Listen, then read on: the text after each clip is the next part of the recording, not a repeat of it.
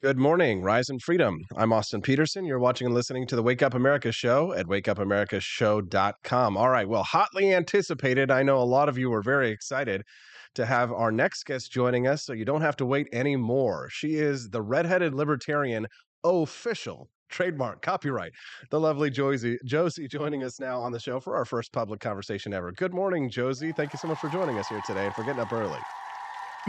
Good morning, Austin. Not much of a morning person, but for you, I will get up early. Well, thank you, Josie. I appreciate that. There's so much that I want to talk to you about, especially I'd like to just talk about a little bit about your career and how exciting it has been as your meteoric rise to fame over the last couple of years has really truly been a sight to see. But before we get to that, Josie, I'd like to ask you about this story that you shared. You actually brought this to my attention. A Missouri school district putting they them pronouns in math class to help kids, quote, mathematical identities. What was it that you found so interesting about this story? So, GLSEN is a woke organization that Target was doing a lot of business with. Um, and so digging into them, you find all of the stuff that they've done in the past. And one of those things that they were doing was putting they them pronouns in math problems because everything has to be wokeified. Um, so this goes into a lot of different points that are happening right now, with the woke ideology kind of just infiltrating everything. And so digging into that, we find out that there's a CEI, which is this cultural equity. It's a woke credit score essentially, and they are putting it on everybody, everywhere, everything, businesses, municipalities, even schools. So you wonder how much of this goes into, if this human rights campaign, which runs the CEI, if they were involved in getting Target, like, okay, these people are going to help you wokeify, so it makes you wonder what's going on, what the deeper reason is behind all of this. And it's kind of got the Streisand effect at this point because everybody's digging into what is going on because, a bunch of companies didn't organically just look at Dylan Mulvaney and say, oh, wow, so brave. We want this as our spokesperson. So, Well, so yeah, it just kind of made me dig into that a little bit and what's figure out what's going on. fascinating too, Josie, is that you brought up Dylan Mulvaney. Is the Bud Light, the scenario that they find themselves in is dire because not only have they offended the people who actually drink their beer, but now they sort of have to double down on their left strategy because they have a credit score that they want to try and maintain with these ESG. What do you call them? Moderators or people, ratings agencies who are trying to, essentially force these corporations to go along with this woke agenda. But now Bud Light is getting in trouble because they've kind of backed away from the Dylan Mulvaney campaign, if you'll call it that, and they really can't win. I mean, what would you do if you were in their situation? So a little bit going into the CEI that I was bringing up earlier. So the CEI is the woke credit score, and it's driven by this human rights campaign, right? So digging into the human rights campaign, it's funded by Open Society Foundation, which is a George Soros foundation. So it all goes back to that. So what happens if a company doesn't abide by this and do and listen to these demands? So what happens is HRC sends out lobbyists to these companies with a list of demands. And if they don't meet these demands, then they lose funding, they lose advertisers, they lose um, any investors. They lose a lot. They have a lot to lose, a lot to risk. So I wonder if Bud Light thinks maybe we're too big to fail. Like, do we really need these advertisers? Do we really need um, investors? Like what do we like? What can like? How much power do we actually have? And this is a type of corporate fascism, and the fact that the government isn't doing anything to stop it, and we know they're on board with it, makes it even worse. So, Well, it is a form um, of fascism, especially because that word is apt because if you look at it in regards to Twitter, and we saw mhm. how the government, I think Elon Musk actually brought this up, but the idea that the the corporation was doing the bidding of government. Yeah. When the line is blurred between corporations and government, I mean that really is what we're talking about here. That is the definition of fascism. If the Webster's dictionary definition of fascism, and that's why I think libertarians need to be involved. However, I saw my buddy Chris Morrill over the live stream. He says, "Remember when libertarians used to largely sit out the culture war stuff?" Pepperidge Farm remembers.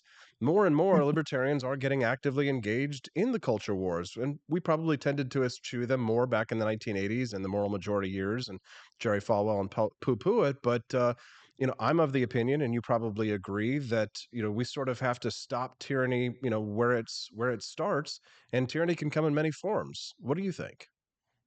The government is driving the culture war. So we can't shrink the government. We can't fight the government unless we fight the culture war. They're a big part of it. They're driving it. They're enforcing it. They're putting laws in order, like ESG, for instance. That's an Obama uh, era thing. He put that in. He made companies have to abide by this ESG score in order to function in the market. Like the government is doing this. So we have two enemies. One of them is this woke war that we're in, and the other is the government. So there's just a lot of overlap right now. There certainly is. If you're just tuning into the Wake Up America show, good morning. Thank you so much for joining us. Make sure to click that like button and hit the subscribe. If you're not already subscribed to the channel, you're listening to our friend, the Red Headed Libertarian official. Josie is joining us on the show today. So make sure you click like for her. We're grateful that she got up early to join us here. You've had a really exciting career. Went from baking apple pies to now being on a first name basis with Elon Musk, and also now working over at Timcast. So it's certainly been an Mhm. exciting career, Josie. I mean, you must be absolutely thrilled. I mean, you're in a really great position. So tell us a little bit about what life's like these days. It's just every day I wake up and I'm just like humbled, like what is going on? It's a little bit of imposter syndrome. It's a little bit of just being completely humbled, just being so thankful and grateful for everything that I have in my life, and the way that my career is going. I mean, there's going to be big news coming up in the next couple weeks, which I'm excited to break to you when I'm able to, about just more exciting, amazing things. And I don't know, it leaves me speechless. And I'm not often speechless. Well, tell us, I guess you're working doing media for Timcast. Is that correct? What does that consist of? Second, like I go on podcasts, I go on the news. I've been on the Jesse Kelly show. I've been on OANN. I actually was supposed to be on Fox News. They I broke a story, and then they wanted me to, then they had me meet with Laura Inger. Laura You Ingalls know who I mean? Wilder? Yes. Yes, her. Yes, we uh, were gonna go on the prairie. No. So they had me film, and then they decided they were just gonna not air my segment and break the news themselves. So oh, that man. was fun. But I guess they're kind of known for that. Um, Yes, I have seen them do that before for sure. Ashley mhm. A over on the live stream says that she loves Josie over on Timcast. We watch Austin in the morning and Timcast at night. Well, thank you, Ashley. We appreciate that. We're glad to have Josie here joining us. Doing the morning show circuit. Yeah, I was like, I was saying to myself, Josie, when I was going to start my show, I was like, it's probably not a good idea to compete with Timcast Austin. So maybe start an early morning show, even though libertarians tend to not be early risers, a lot of potheads out there. And so, and so I catch the early morning crowd of libertarians, the ones who have kids and are getting their kids ready for school and things like that. But we're Mhm. grateful to have you here with us today, Josie. We're talking a little bit about how to fight the wokies as libertarians. The liberty movement has undergone a lot of transformations over the last decade. You and I have sort of been at different levels of it in different ways, and kind of have different perspectives on things.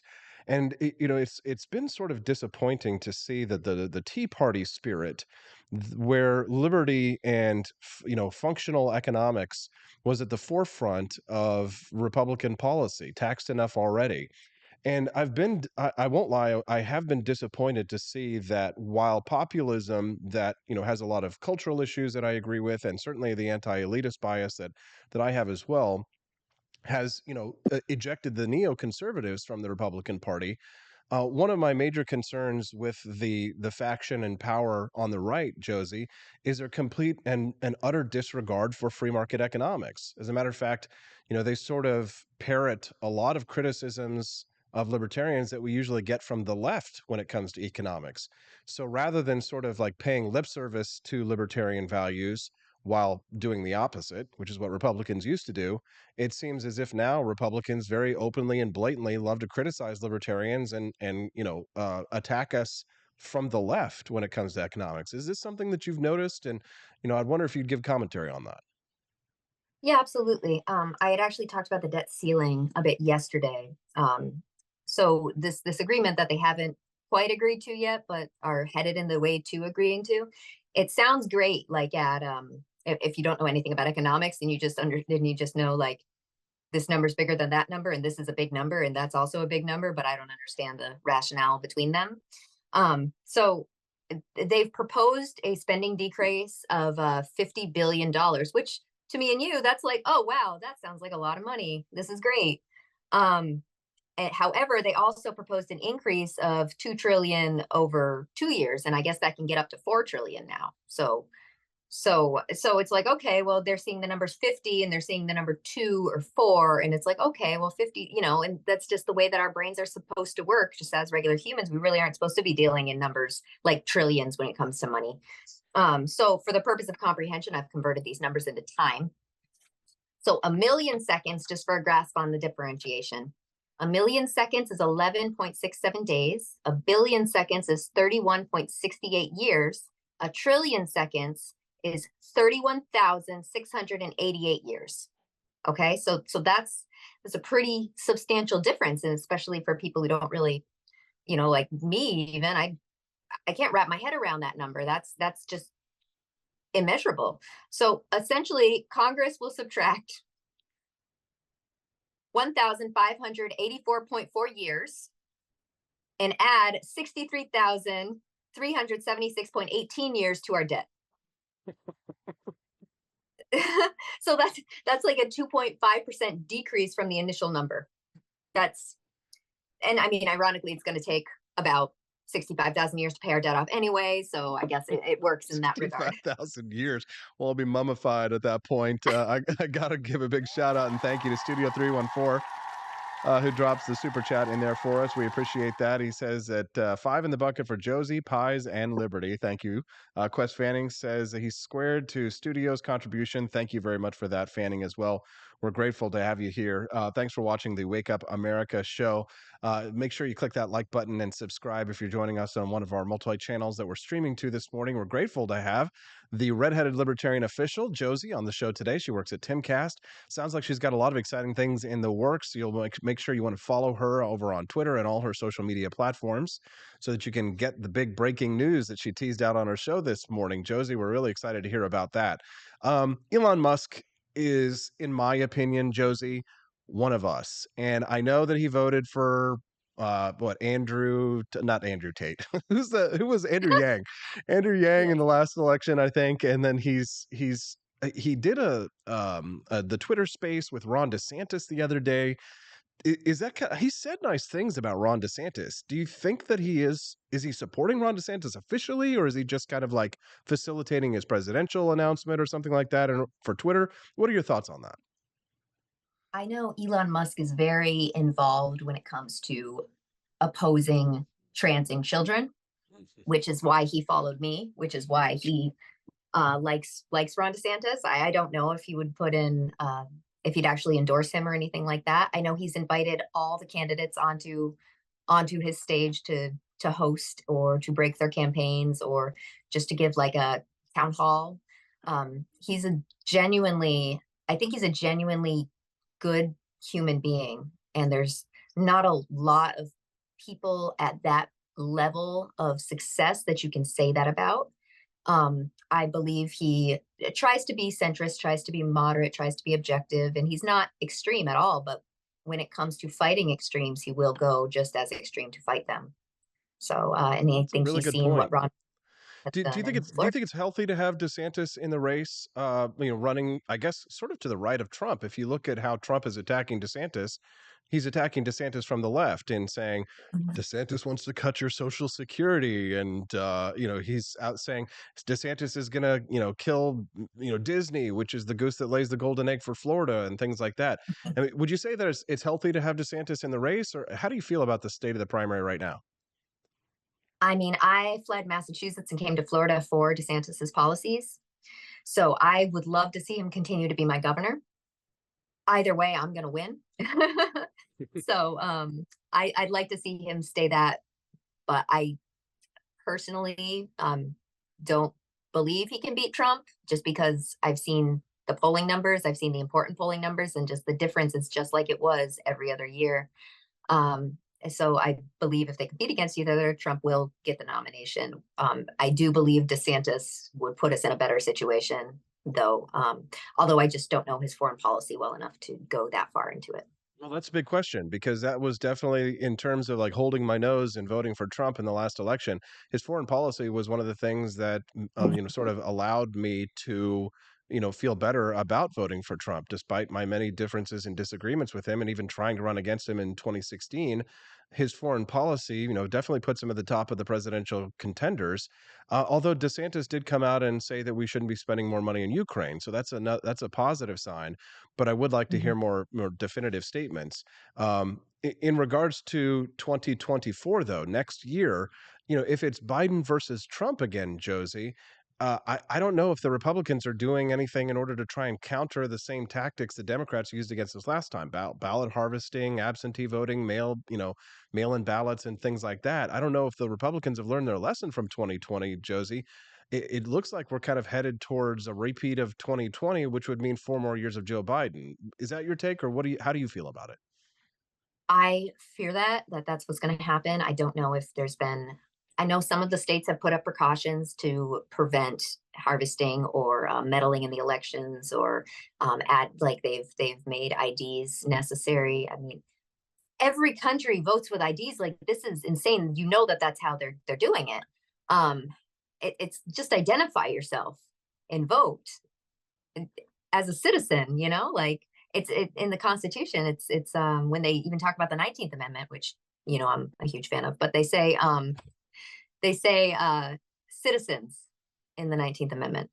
They don't say visitors or immigrants or migrants. Like it's citizens. It says it right there. It doesn't say people, which is another differentiation, because a lot of the amendments will say people when they're talking about your rights. This one specifically says citizens. So having to identify that is constitutional. Josie, I still have a lot of friends in my previous political party, the Libertarian Party. There's a lot of people there that I respect and admire. Dave Smith worked for the Mises Caucus to take over the Libertarian Party, and I guess they'll have their own candidate as well. Do you think that the Libertarian Party has anything to offer for 2024, or no?